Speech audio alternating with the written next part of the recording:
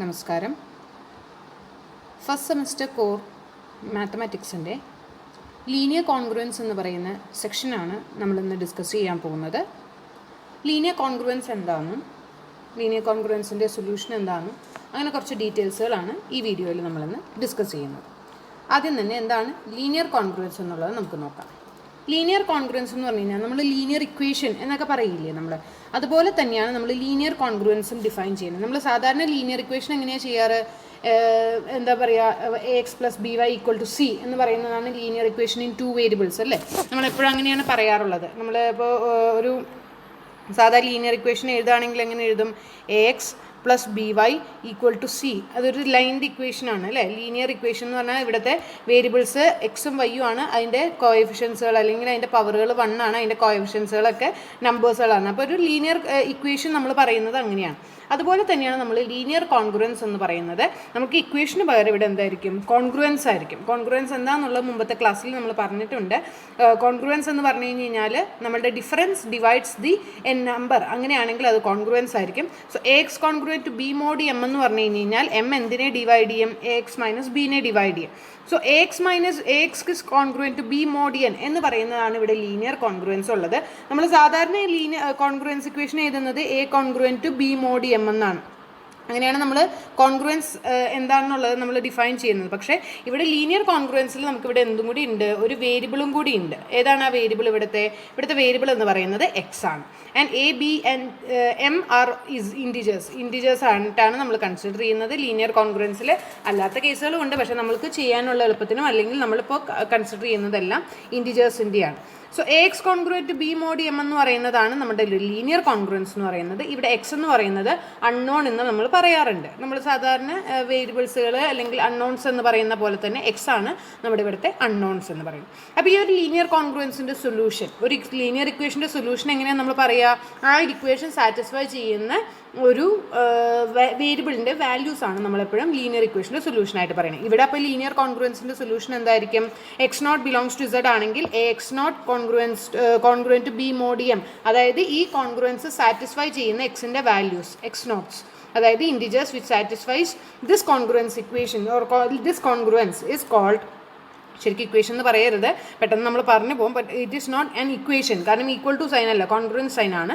So ഈ ഒരു congruence satisfy ചെയ്യുന്ന എക്സിന് എടുക്കാൻ പറ്റുന്ന വാല്യൂസ് ഏതൊക്കെയാണോ അതാണ് എന്തെന്ന് പറയുന്നത്? Solution of A linear congruence എന്ന് പറയുന്നത്. അപ്പോൾ ലീനിയർ കോൺഗ്രുവൻസിൻ്റെ സൊല്യൂഷൻസ് എന്ന് പറഞ്ഞു കഴിഞ്ഞാൽ ആ ലീനിയർ കോൺഗ്രുവൻസ് സാറ്റിസ്ഫൈ ചെയ്യുന്ന വേരിയബിളിൻ്റെ വാല്യൂസ്, അത് ഇൻറ്റിജർ വാല്യൂസാണ് നമ്മൾ കിട്ടാറുള്ളത്. പൊതുവേ നമുക്ക് അല്ലാത്ത വാല്യൂസുകൾ നമ്മൾ കൺസിഡർ ചെയ്യാറില്ല. So x0 congruent B mod M എന്ന് പറയുന്ന ഈ ഒരു കോൺഗ്രുവൻസ് സാറ്റിസ്ഫൈ ചെയ്യുന്ന, ഇത് സാറ്റിസ്ഫൈ ചെയ്യണമെങ്കിൽ എന്ത് വേണം? M must divides x0 minus B അല്ലേ.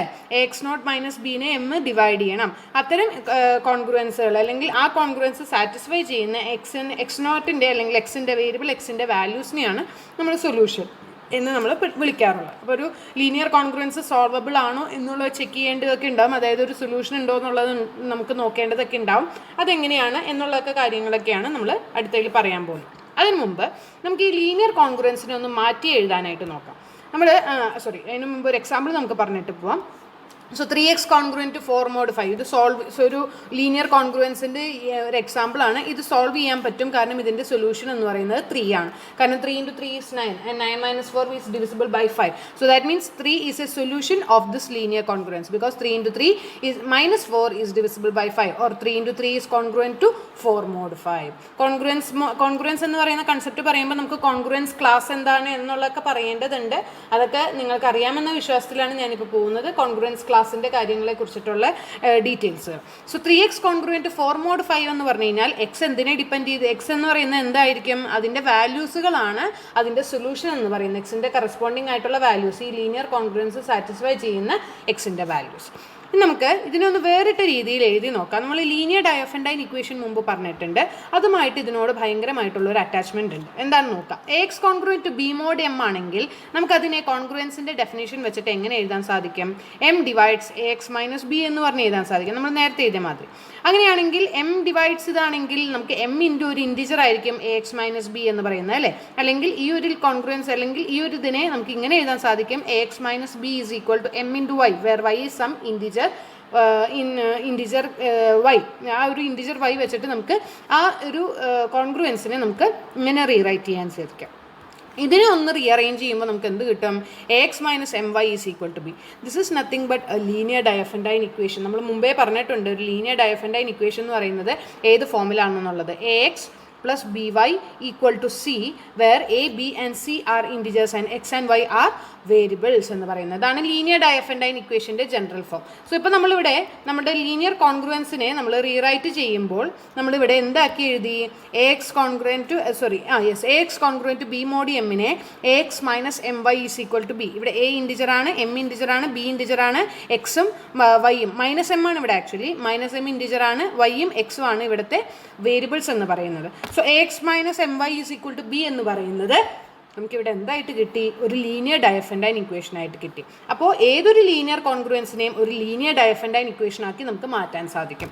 തിരിച്ചും ഏതൊരു ലീനിയർ ഡയഫൻഡൈൻ ഇക്വേഷനെയും നമുക്ക് ഒരു ലീനിയർ കോൺഗ്രുവൻസ് ആക്കി മാറ്റാൻ സാധിക്കും. സോ ഏതൊരു ലീനിയർ കോൺഗ്രുവൻസും സോൾവബിൾ ആണോ അല്ലെങ്കിൽ അതിൻ്റെ സൊല്യൂഷൻ ഉണ്ടോ എന്നുള്ളതൊക്കെ ചെക്ക് ചെയ്യാൻ നമുക്ക് കുറച്ചും കൂടി ഈസി ആയിട്ടുള്ള ഒരു മെത്തേഡ് കിട്ടി, ഈസി ആയിട്ടുള്ള ഒരു കൺസെപ്റ്റ് കിട്ടി. It is nothing but the linear Diophantine equation.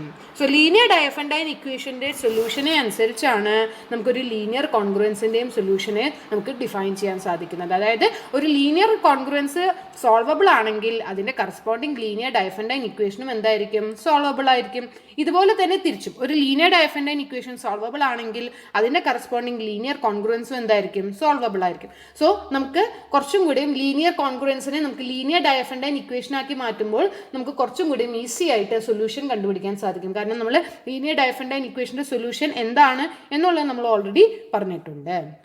മാത്രമല്ല ഇപ്പം നമുക്കിവിടെ എക്സ് എന്ന് പറയുന്നത് മോഡുലോ എം ആയത് കാരണം നമുക്ക് ഒരു സൊല്യൂഷൻ എന്ന് പറയുന്നത് ഇവിടെ നമുക്ക് കിട്ടാവുന്ന സൊല്യൂഷൻ എന്ന് പറയുന്നത് ഒരെണ്ണം ആയിരിക്കില്ല. ഫോർ എക്സാമ്പിൾ നമ്മൾ നേരത്തെ കണ്ട എക്സാമ്പിൾ നോക്കാം. 3x കോൺഗ്രുവൻറ്റ് 4 mod 5 ഇതിൻ്റെ ഒരു സൊല്യൂഷനാണ് നമ്മളിവിടെ കണ്ട 3. പക്ഷേ 3 മാത്രമല്ല, ഞാൻ പറയുന്നു 8ഉം ഒരു സൊല്യൂഷനാണ്. കാരണം എന്താണ്? What is 3 into 8? 3 into 8 is equal to 24. Isn't it? And 24 minus 4 is equal to 20 and it is divisible by 5. That is 24 is also congruent to 4 mod 5.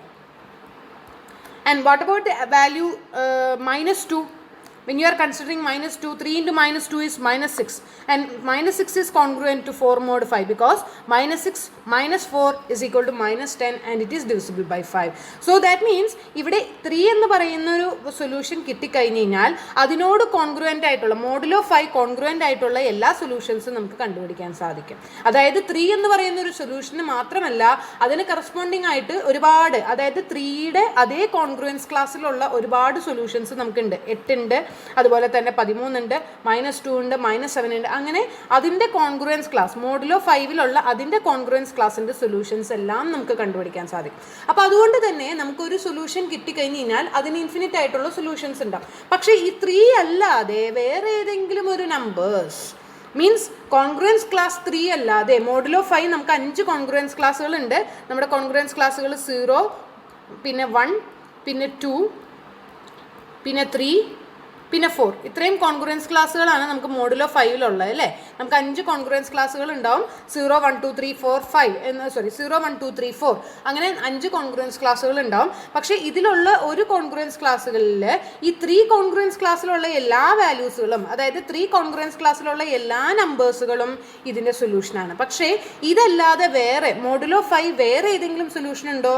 Check ചെയ്ത് നോക്കിയേ. 0 സബ്സ്റ്റിറ്റ്യൂട്ട് ചെയ്ത് കഴിഞ്ഞാൽ 3 into 0 minus 4 it is not divisible by 5. When you substitute 1, 3 into 1 that is 3. 3 minus 4 that is minus 1. It is not congruent modulo 5. No, it's not satisfy ചെയ്യില്ല. ഈ ഒരു congruence satisfy ചെയ്യില്ല. 2 എടുത്തു കഴിഞ്ഞാൽ 3 into 2 6. 6 minus 4 is 2. It is not divisible by 5. So 2 എന്ന് പറയുന്നതും solution അല്ല. 3 solution ആണെന്ന് കണ്ടു. 4. 3 into 4 is 12. 12 minus 4 is 8. It is not divisible by 5. So that means ഇവിടെ നമുക്കൊരു സൊല്യൂഷൻ എന്ന് പറയുന്നത് കണ്ടുപിടിക്കാൻ സാധിക്കുന്നത് എന്തിന് മാത്രമാണ്? 3 എന്ന് പറയുന്ന കോൺഗ്രുവൻസ് ക്ലാസ് മാത്രമാണ് ഇവിടെ എന്തായിട്ട് വരുന്നത്? ഒരു സൊല്യൂഷൻ ആയിട്ട് വരുന്നത്. ദാറ്റ് മീൻസ് ഈ ഒരു കോൺഗ്രുവൻസിൻ്റെ സൊല്യൂഷൻ എന്ന് പറയുന്നത് മോഡുലോ 5ൻ്റെ ആ മോഡുലോ 5ൻ്റെ കോൺഗ്രുവൻസ് ക്ലാസ്സുകളായിരിക്കും. അതിൽ എത്ര കോൺഗ്രുവൻസ് ക്ലാസ് ഇൻകോൺഗ്രുവൻ്റ് ആയിട്ട് നിൽക്കുന്നുണ്ട്, 5 കോൺഗ്രുവൻസ് ക്ലാസ് ഇൻകോൺഗ്രുവൻ്റ് ആയിട്ട് നിൽക്കുന്നുണ്ട്. ആ ഇൻകോൺഗ്രുവൻ്റ് ആയാൽ ഒരെണ്ണം മാത്രമാണ് ഇവിടെ സൊല്യൂഷൻ ആയിട്ടുള്ളത്. ഓക്കെ. സോ അത് പ്രത്യേകം ഓർക്കേണ്ടതാണ്. ഒരു ലീനിയർ കോൺഗ്രുവൻസിൻ്റെ സൊല്യൂഷൻ എന്ന് പറഞ്ഞു കഴിഞ്ഞാൽ ഒരു നമ്പർ മാത്രമല്ല, actually modulo M congruence class ആണ്, അല്ലെങ്കിൽ x0 എന്ന് പറയുന്ന കോൺഗ്രുവൻസ് ക്ലാസ് മോഡുലോ എം ആണ് ശരിക്കും പറഞ്ഞു കഴിഞ്ഞാൽ ഒരു ലീനിയർ കോൺഗ്രുവൻസിൻ്റെ സൊല്യൂഷൻ ആയിട്ടുള്ളത്. That is understood. അതൊന്നും മനസ്സിലാക്കി വെക്കണം. കാരണം നമുക്ക് ഒരു സൊല്യൂഷൻ, അപ്പോൾ ഒരു നമ്പർ എന്ന് പറയുന്ന കണക്ക് നമ്മൾ സാധാരണ ലീനിയർ ഇക്വേഷൻസിൻ്റെ ഒക്കെ ഒരു നമ്പറാണ് നമുക്ക് എപ്പോഴും ഒരു സൊല്യൂഷനായിട്ട് വരുന്നത്, അല്ലേ? ഒരു ഏതെങ്കിലും ഒരു ഇക്വേഷൻ്റെ എക്സിൻ്റെ value is equal to a number, വൈയുടെ വാല്യൂ ഈക്വൽ ടു നമ്പർ. പക്ഷേ ഇവിടെ നമുക്ക് കോൺഗ്രുവൻസിൻ്റെ ഒരു സൊല്യൂഷൻ എന്ന് പറഞ്ഞു കഴിഞ്ഞാൽ, അല്ലെങ്കിൽ ഇവിടെ നമുക്ക് ഡിഫൈൻ ചെയ്യാൻ പറ്റുന്ന ഒരു സൊല്യൂഷൻ എന്ന് പറഞ്ഞു കഴിഞ്ഞാൽ it is actually A congruence class. അത് പ്രത്യേകം ഒന്ന് മോഡുലോ എമ്മിലുള്ള ഒരു കോൺഗ്രുവൻസ് ക്ലാസ് ആണ് എന്നുള്ളത് പ്രത്യേകം ഒന്ന് മനസ്സിൽ വയ്ക്കുന്നത് നന്നായിരിക്കും. ഓക്കെ. സോ ദാറ്റ് മീൻസ് ഇവിടെ ഒരു കോൺഗ്രുവൻസ് റിലേഷൻ അല്ലെങ്കിൽ ഒരു കോൺഗ്രുവൻസ് കിട്ടിക്കഴിഞ്ഞ് കഴിഞ്ഞാൽ അതിൻ്റെ ലീനിയർ ഡയഫൻഡൈൻ ഇക്വേഷൻ നമുക്ക് കണ്ടുപിടിക്കാൻ സാധിക്കും. ആ ലീനിയർ ഡയഫൻഡൈൻ ഇക്വേഷൻ്റെ സൊല്യൂഷൻ നമ്മൾ കണ്ടുപിടിച്ച് കഴിഞ്ഞ് കഴിഞ്ഞാൽ അതിൻ്റെ മോഡുലോ എം, സാധാരണ ലീനിയർ ഡയഫൻഡൈൻ ഇക്വേഷൻ നമുക്ക് ഒരൊറ്റ സൊല്യൂഷനേ ഉണ്ടാവുള്ളൂ, എക്സിനൊരു വാല്യൂ വൈനൊരു വാല്യൂ. അതിൻ്റെ മോഡുലോ എം കോൺഗ്രുവൻസ് ക്ലാസ്സുകളായിരിക്കും അതിൻ്റെ സൊല്യൂഷൻസ്. പക്ഷേ ഇൻകോൺഗ്രുവൻ്റ് ആയിട്ട് എത്ര സൊല്യൂഷൻസ് ഉണ്ടാവും? നമ്മളിപ്പോൾ ചെയ്ത മാതിരി 3 എന്ന് പറയുന്ന കോൺഗ്രുവൻസ് ക്ലാസ്സുകൾ, അപ്പോൾ എത്ര കോൺഗ്രുവൻസ് ക്ലാസ്സുകൾ ഇതിൻ്റെ ഉണ്ടാകും എന്നുള്ളത് ചെക്ക് ചെയ്യേണ്ടത് നമുക്ക് ആവശ്യമാണ്. പക്ഷേ അത് ഒറ്റയടിക്ക് നമുക്ക് പറയാൻ സാധിക്കില്ല. ഈ ലീനിയർ ഡയഫൻഡൈൻ ഇക്വേഷൻ്റെ ഒരു കൺസെപ്റ്റ് വെച്ചിട്ട് നമുക്ക് അതിൻ്റെ സൊല്യൂഷൻ എങ്ങനെയൊക്കെയാണെന്ന് ഡിഫൈൻ ചെയ്യാൻ സാധിക്കും. ഡിഫൈൻ ചെയ്യുന്നത് ഇങ്ങനെയാണ്, ഒരു തിയറമായിട്ടാണ് ഇത് നിങ്ങളുടെ ടെക്സ്റ്റിൽ പറയുന്നത്. A linear congruence AX congruent to B mod M is solvable if and only if D divides B, where D is the GCD of A and M. And if D divides B, there exists D incongruent solutions. Trivial ആയിട്ടുള്ള ഒരു തിയറമായി. ഒരു linear congruence ഉണ്ടെങ്കിൽ അതിന് എത്ര ഇൻകോൺഗ്രുവൻറ്റ് solutions ഉണ്ട്, അത് solvable ആണോ എന്നുള്ളത് ചെക്ക് ചെയ്യാനും എത്ര സൊല്യൂഷൻസ് ഇൻകോൺഗ്രുവൻറ്റ് മോഡുലോ എം എത്ര സൊല്യൂഷൻസ് ഉണ്ട് എന്നുള്ളത് നമുക്ക് കണ്ടുപിടിക്കാനുള്ള ഒരു തിയറമാണ്. വളരെ ട്രിവിയലായിട്ട് പറയുന്നുണ്ട്. അത് സോൾവബിൾ ആവണമെങ്കിലും എന്ത് വേണം? GCD of A and M must divides B എന്ന് പറയുന്നതാണ് അതിൻ്റെ ഒരു condition. Necessary and sufficient condition ആണ് പറയുന്നത്. D must be divisor of B. D എന്ന് പറയുന്നത് ബിയുടെ ഒരു ഡിവൈസറാണ്. And what is D? GCD of A and M, greatest common divisor. അല്ലെങ്കിൽ എനെയും എമ്മിനെയും ഡിവൈഡ് ചെയ്യുന്ന ഏറ്റവും വലിയ നമ്പർ എന്തിനേയും കൂടെയും ഡിവൈഡ് ചെയ്യണം? ബിനെയും കൂടെയും ഡിവൈഡ് ചെയ്യണം. മാത്രമല്ല അങ്ങനെ ഡിവൈഡ് ചെയ്യുകയാണെങ്കിൽ അത് സോൾവബിൾ ആണെങ്കിൽ നമുക്ക് ഇൻകോൺഗ്രുവൻറ്റ് സൊല്യൂഷൻസ് അല്ലെങ്കിൽ കോൺഗ്രുവൻസ് ക്ലാസ്സുകൾ, എത്ര കോൺഗ്രുവൻസ് ക്ലാസ്സുകൾ കിട്ടും? We get D incongruent solutions or we get D congruence classes which are being the solution of this congruence. അതാണ് നമ്മളുടെ തിയറം പറയുന്നത്. ഇതിൻ്റെ പ്രൂഫ് വളരെ സിമ്പിളാണ്. നമ്മളിപ്പോൾ പറഞ്ഞ മാതിരി ഒരു ലീനിയർ കോൺഗ്രുവൻസിനെ ലീനിയർ ഡയഫൻഡൈൻ ഇക്വേഷൻ ആക്കി മാറ്റുമ്പോൾ ഈ ഒരു കൺസെപ്റ്റ് വളരെ ട്രിവിയലായിട്ട് വരുന്ന ഒരു കൺസെപ്റ്റാണ്. നമുക്കൊന്ന് നോക്കാം എങ്ങനെയാണെന്നുള്ളത്. കാരണം നമ്മളിപ്പോൾ പറഞ്ഞ മാതിരി X congruent to B mod M ആണെങ്കിൽ അതിന് കറസ്പോണ്ടിങ് ആയിട്ടുള്ള ഒരു ലീനിയർ ഡയഫൻഡൈൻ ഇക്വേഷൻ ഇവിടെ എഴുതാം, ശരിയല്ലേ? AX - MY is equal to B എന്ന് പറയുന്ന ഒരു ലീനിയർ ഡയഫൻഡൈൻ ഇക്വേഷൻ എഴുതാം. നമ്മൾ മുമ്പ് ലീനിയർ ഡയഫൻഡൈൻ ഇക്വേഷൻ്റെ കൺസെപ്റ്റ് പറഞ്ഞിട്ടുണ്ട്. Linear Diophantine equation AX equal to AX + BY equal to C എന്ന് പറയുന്ന ഒരു ലീനിയർ ഡയഫൻഡൈൻ ഇക്വേഷൻ സോൾവ് ചെയ്യണമെങ്കിൽ എന്ത് വേണം?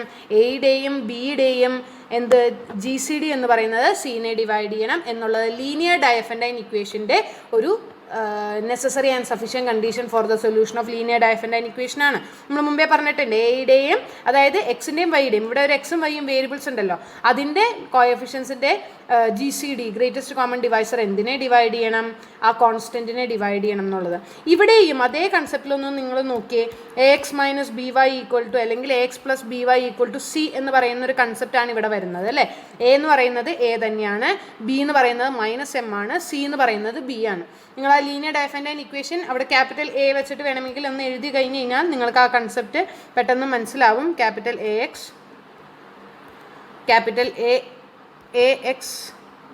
+ BY ഈക്വൽ ടു C എന്ന് പറയുന്നത് ഇങ്ങനെ എഴുതി കഴിഞ്ഞാൽ നിങ്ങൾക്ക് കുറച്ചും കൂടി കമ്പയർ ചെയ്യാൻ പറ്റും.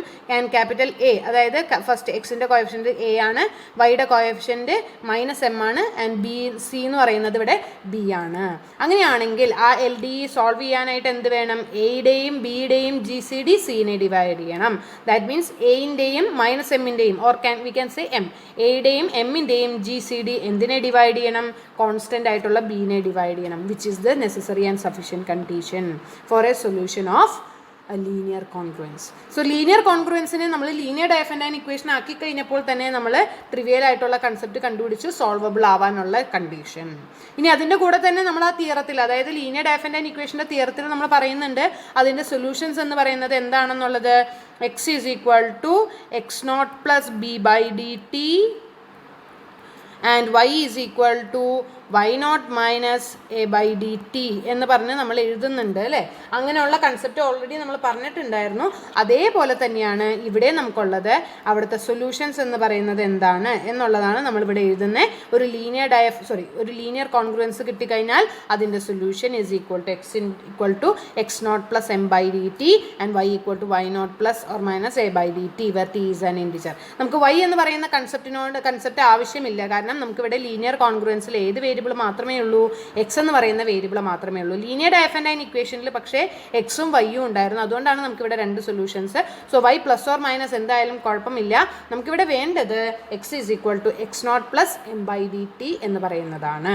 അതായത് വൈയുടെ കോഎഫിഷ്യൻ്റ് ആയിട്ടുള്ളതിനെ നമ്മൾ ഡിവൈഡ് ചെയ്യും, ഡി ടി കൊണ്ട് ഡിവൈഡ് ചെയ്യും, എന്നിട്ട് ടി എന്ന് പറയുന്ന ഇൻറ്റീജർ കൊണ്ട് മൾട്ടിപ്ലൈ ചെയ്തിട്ടുള്ള സൊല്യൂഷനാണ്.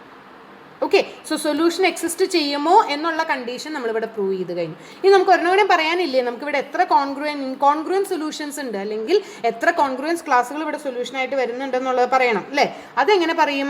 അതും ഈ ലീനിയർ ഡയഫൻഡൈൻ ഇക്വേഷനിൽ നിന്ന് നമുക്ക് ട്രിവിയൽ ആയിട്ടുള്ള കാര്യമാണ്. സപ്പോസ് നമുക്ക് 2 കോൺഗ്രുവൻസ് ക്ലാസ്സുകൾ ഉണ്ടെന്ന് വിചാരിക്കുക. ഇത് രണ്ടുമാണ് നമ്മുടെ കോൺഗ്രുവൻസ് ക്ലാസ്സസ്, അല്ലെങ്കിൽ കോൺഗ്രുവൻ്റ് ആയിട്ടുള്ള 2 സൊല്യൂഷൻസ് ആണ് x1 ഉം x2 എന്ന് വിചാരിക്കുക. അതായത് x1 ax1 plus B Y one is equal to or ax1 minus M Y one is equal to B and ax2 minus M Y two is equal to B എന്ന് പറയുന്നതാണ് നമ്മളുടെ solution എന്ന് വിചാരിക്കുക. അല്ലെങ്കിൽ വേറൊരു തരത്തിൽ കോൺഗ്രുവൻസിൻ്റെ ഇക്വേഷനിൽ പറയുകയാണെങ്കിൽ ax1 is also congruent to B mod M and ax2 is also congruent to B mod M. അങ്ങനെയാണെങ്കിൽ അത് രണ്ടും മോഡുലോ എം കോൺഗ്രുവൻ്റ് ആണെങ്കിൽ, അതായത് ഇത് മോഡുലോ എമ്മിലുള്ള 2 സൊല്യൂഷൻസ് ആണെങ്കിൽ, നമ്മൾ പറഞ്ഞു സൊല്യൂഷൻ്റെ കേസ്, സൊല്യൂഷൻ എന്ന് പറയുന്നത് ഏത് ഫോമിലായിരിക്കും?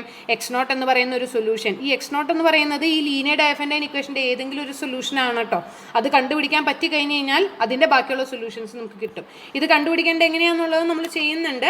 പക്ഷെ പൊതുവേ നമ്മൾ പറയുന്നത് ഇതൊരു ഒറ്റ സൊല്യൂഷൻ ആണെങ്കിൽ നമുക്ക് ബാക്കിയുള്ളത് കണ്ടുപിടിക്കാൻ ഇത് ഇത്രയേ ഉള്ളൂ എന്നുള്ളത്, ബാക്കിയുള്ള സൊല്യൂഷൻസ് എല്ലാം ഈ ഫോമിലായിരിക്കും എന്നുള്ളതാണ് നമ്മൾ പറയുന്നത് കേട്ടോ.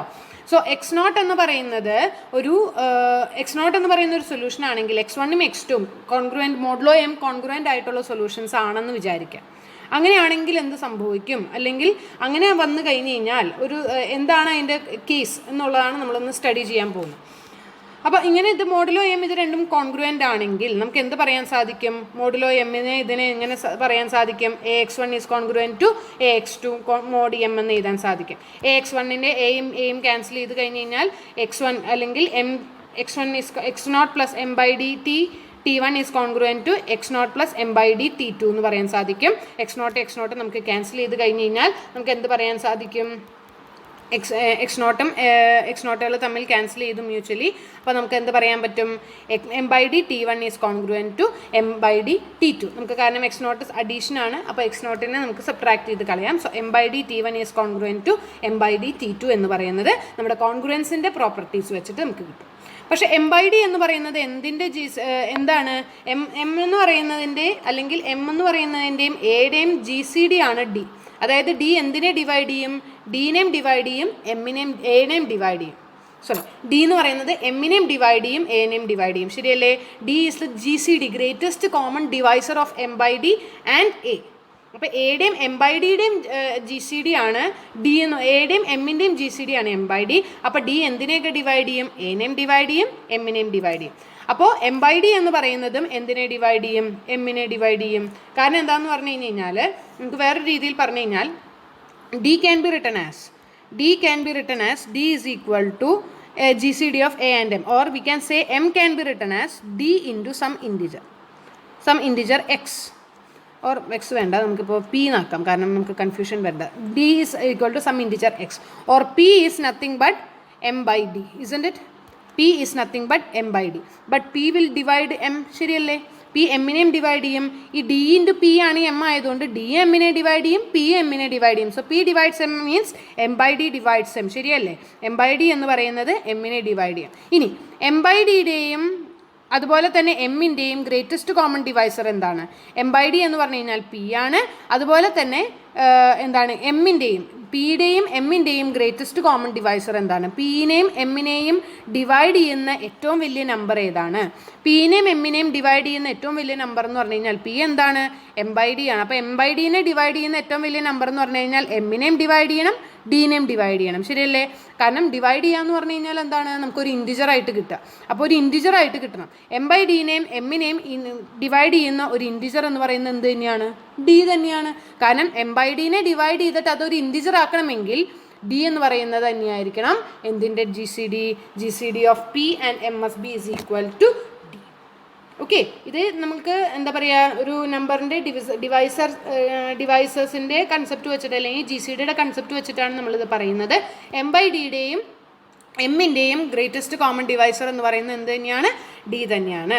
അപ്പോൾ അങ്ങനെയാണെങ്കിൽ ഈ ഒരു ലീനിയർ കോൺഗ്രുവൻസിൻ്റെ പ്രോപ്പർട്ടി അനുസരിച്ച് നമുക്ക് എം ബൈ ഡി എന്ന് പറയുന്നത് ത്രൂ ഔട്ട് ഇവിടുന്ന് ഡിവൈഡ് ചെയ്യും. കാരണം ഇവിടെ എം ബൈ ഡി മൾട്ടിപ്ലിക്കേഷൻ ഉണ്ട്, ഇവിടെ എം ബൈ ഡി മൾട്ടിപ്ലിക്കേഷൻ ഉണ്ട്, പക്ഷേ ഇവിടെ എം മാത്രമേ ഉള്ളൂ. എം ബൈ ഡി മൾട്ടിപ്ലിക്കേഷൻ വെച്ചിട്ട് നമ്മൾ ഉണ്ടെങ്കിൽ അതിനെ ഡിവൈഡ് ചെയ്യണമെങ്കിൽ എം ബൈ ഡി കൊണ്ട് ത്രൂ ഔട്ട് ഡിവൈഡ് ചെയ്യണം. അതുകൊണ്ടാണ് നമ്മൾ അതിൻ്റെ ജി സി ഡി നോക്കിയത്. അങ്ങനെ നോക്കുമ്പോൾ M by D throughout divide ചെയ്യുമ്പോൾ T1 is congruent to T2 mod M divided by M by D. അപ്പോൾ M divided by M by D എന്ന് വരാൻ കാരണം പ്രോപ്പർട്ടി ഓഫ് കോൺഗ്രുവൻസ് ആണ്. കോൺഗ്രുവൻസിൻ്റെ പ്രോപ്പർട്ടി വെച്ചിട്ട് എം ബൈ ഡി കൊണ്ട് divide ചെയ്യുമ്പോൾ എന്തിനെയൊക്കെ ഡിവൈഡ് ചെയ്യണം? ലെഫ്റ്റ് ഹാൻഡ് സൈഡും റൈറ്റ് ഹാൻഡ് സൈഡും അതുപോലെ തന്നെ എമ്മിനെയും അത് ഡിവൈഡ് ചെയ്യണം. പക്ഷേ അഡീഷനിലും സബ്ട്രാക്ഷനിലും അതിന് ആവശ്യമില്ല. മൾട്ടിപ്ലിക്കേഷൻ വരുമ്പോഴും ആവശ്യമില്ല. പക്ഷേ ഡിവിഷൻ വരുമ്പോൾ നമുക്ക് എന്ത് ചെയ്യണം? ഡിവൈഡ് ചെയ്യുമ്പോൾ നമുക്ക് എമ്മിനെ മാത്രമല്ല, ഇത്രയും നമ്പേഴ്സിനെ മാത്രമല്ല ഡിവൈഡ് ചെയ്യേണ്ടത്, എമ്മിനെയും ഡിവൈഡ് ചെയ്യണം എന്നുള്ളത് ലീനിയർ കോൺഗ്രുവൻസിൻ്റെ പ്രോപ്പർട്ടിയാണ്. അപ്പോൾ അങ്ങനെ വരുമ്പോൾ T1 is congruent to T2 mod M divided by M by D വരും. What is M divided by M by D? Is equal to D. So T1ഉം T2ഉം കോൺഗ്രുവൻ്റ് ആകുമ്പോൾ, മോഡുലോ ഡി T1ഉം T2ഉം കോൺഗ്രുവൻ്റ് ആകുമ്പോൾ ഇത് രണ്ടും കോൺഗ്രുവൻ്റ് ആകും. ശരിയല്ലേ? ഒന്നുകൂടി ഒന്ന് മനസ്സിലായില്ലെങ്കിൽ ഒന്നും കൂടി ഒന്ന് റിവൈൻഡ് ചെയ്ത് കണ്ടുകൊണ്ടിരിക്കുക. നമുക്ക് രണ്ടെണ്ണം കോൺഗ്രുവൻ്റ് സൊല്യൂഷൻസ് ഉണ്ടെങ്കിൽ, ഒരു ലീനിയർ കോൺഗ്രുവൻസിൻ്റെ കോൺഗ്രുവൻ്റ് ആയിട്ടുള്ള രണ്ട് സൊല്യൂഷൻസ് ഉണ്ടെങ്കിൽ അതിൻ്റെ അവസ്ഥ എന്താണ്, അല്ലെങ്കിൽ എന്താണ് അതിൻ്റെ ക്യാരക്ടർ എന്നുള്ളത് നമ്മൾ ചെക്ക് ചെയ്യുകയാണ് ഇവിടെ ചെയ്തേക്കുന്നത്. ഇത് രണ്ടും കോൺഗ്രുവൻ്റ് ആണെങ്കിൽ ഈ T1ഉം T2ഉം കോൺഗ്രുവൻ്റ് ആയിരിക്കും എന്നുള്ളതാണ് നമുക്കിവിടെ കിട്ടിയത്. അതായത് X1ഉം X2ഉം കോൺഗ്രുവൻ്റ് ആവണമെങ്കിൽ if and only if T1 and T2 are congruent modulo D. So X1 and X2 are congruent modulo M if and only if T1 and T2 are congruent modulo D. അതായത് T1 ഉം T2ഉം same congruence ക്ലാസ്സിലായിരിക്കും. അപ്പോൾ T1 ഉം T2ഉം different congruence ക്ലാസ്സിലാണെങ്കിലോ X1 X2 എന്തായിരിക്കും? Different congruence ക്ലാസ്സിലായിരിക്കും. നമ്മളിപ്പോൾ പറഞ്ഞത് അതല്ലേ? അതായത് X1ഉം X2ഉം സെയിം കോൺഗ്രുവൻസ് ക്ലാസ്സിൽ ആവണമെങ്കിൽ the necessary and sufficient condition is T1ഉം T2ഉം എന്തിൻ്റെ സെയിം കോൺഗ്രുവൻസ് ക്ലാസ്സിലാവണം? ഡിയുടെ സെയിം കോൺഗ്രുവൻസ് ക്ലാസ്സിലാവണം. Or in other words we can say that X1 and X2 are in the same congruence class modulo M if and only if T1 and T2 are in same congruence class modulo D. അതാണ് നമ്മളിപ്പോൾ പറഞ്ഞു വന്നത്. X1ഉം X2ഉം same congruence class modulo M ആവണമെങ്കിൽ എന്ത് വേണം? The necessary and sufficient condition is T1 and T2 are congruent modulo D. പക്ഷേ ഇവിടെ T1 and T2 are not congruent modulo D ആണെങ്കിൽ X1 X2 എന്തായിരിക്കും? Different congruence ക്ലാസ്സിലായിരിക്കും.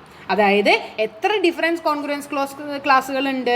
ഡി ഇൻകോൺഗ്രുവൻറ്റ് ക്ലാസ്സുകളുണ്ട്. D incongruent സൊല്യൂഷൻസിന് corresponding ആയിട്ട് T1കൾ നമുക്ക് കിട്ടും. ആ T1കൾ വെച്ചിട്ട് നമുക്ക് X1കൾ കിട്ടും. അല്ലെങ്കിൽ അതുപോലെ തന്നെ X2കളെല്ലാം വേറെ വേറെ ആയിട്ട് നമുക്ക് കിട്ടും. ഓക്കെ, സോ അങ്ങനെയാണെങ്കിൽ എത്ര ഇൻകോൺഗ്രുവൻറ്റ് സൊല്യൂഷൻസ് ഉണ്ട്? മോഡുലോ ഡി ഇൻകോൺഗ്രുവൻറ്റ് സൊല്യൂഷൻസ് ഉണ്ട്. മോഡുലോ ഡി എത്ര ഇൻകോൺഗ്രുവൻറ്റ് സൊല്യൂഷൻസ് ഉണ്ട്? 0 1 2 3 etcetera up to D-1.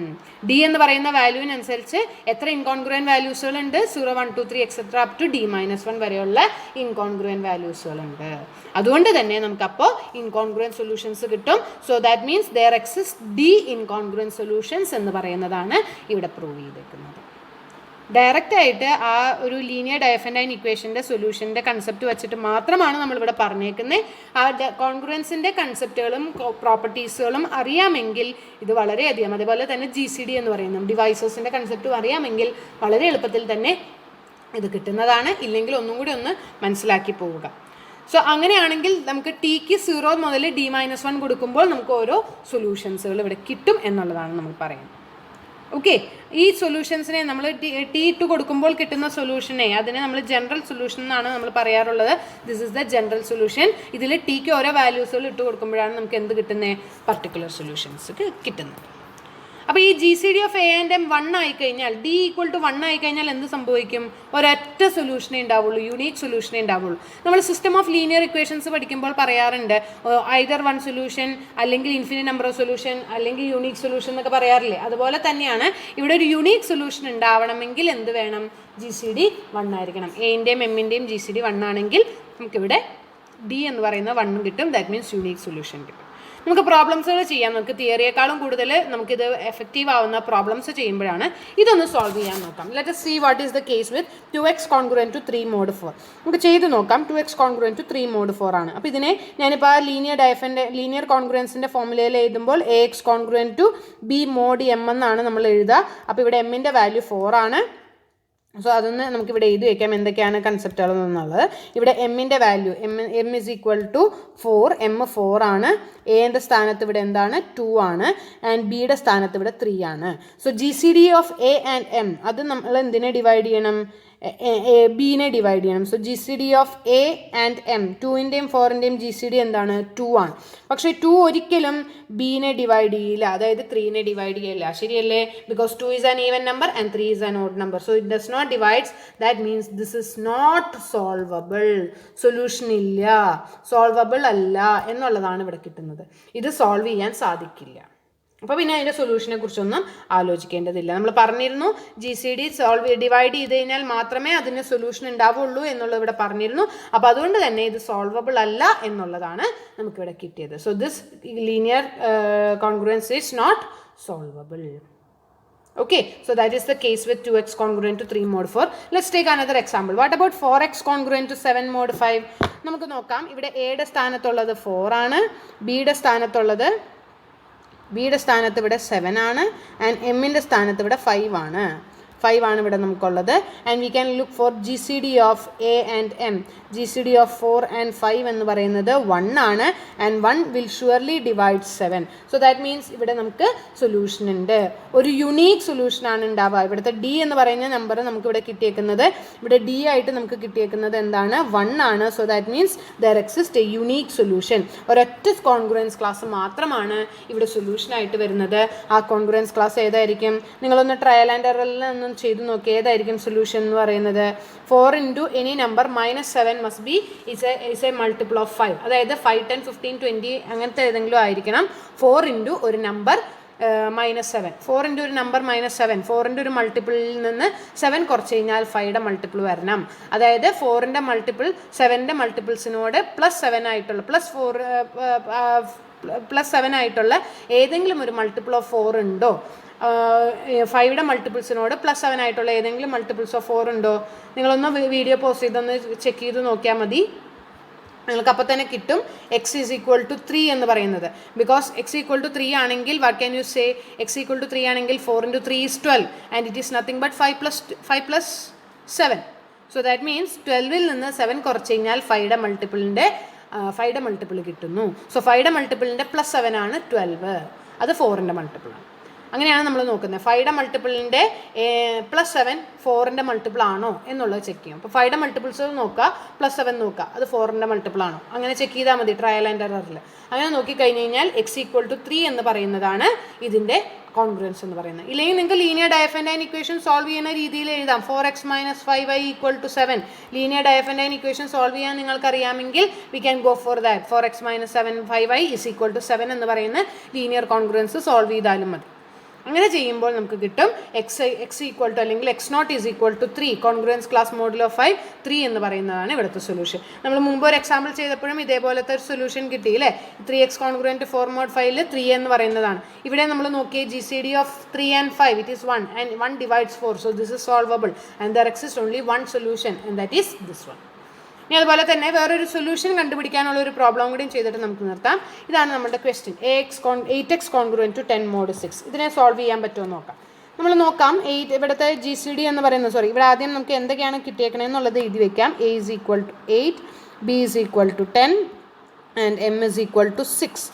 So GCD of A and M, GCD of 8 and 6 is equal to 2 and 2 will divides 10. So that means ഇവിടുത്തെ GCD എന്ന് പറയുന്നത് ഇവിടെ കിട്ടിയിരിക്കുന്നത് D is equal to 2 ആണ്.